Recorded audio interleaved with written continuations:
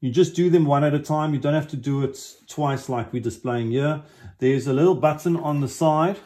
It's a little volume button you can see. You press that button and hold it until the light comes on.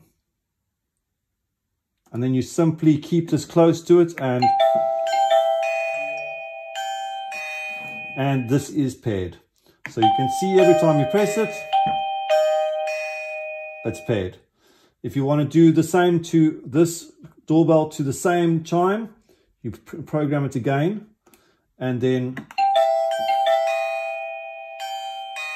so right now I've got 2 doorbells programmed to 2 chimes.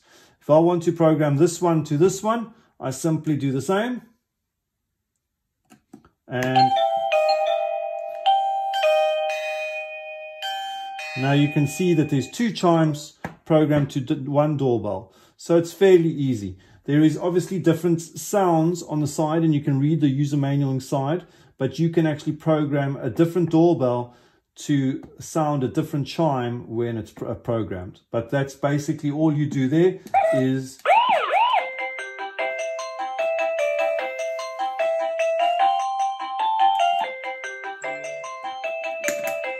so basically you set the chime you want, and then once it's set, then you press and hold it for 4 seconds until the light comes on, and then you only program it. So if you want to change the chime, first set your chime sound, then program it, because if you've already set it, you'd have to clear this thing's memory and then start the programming section.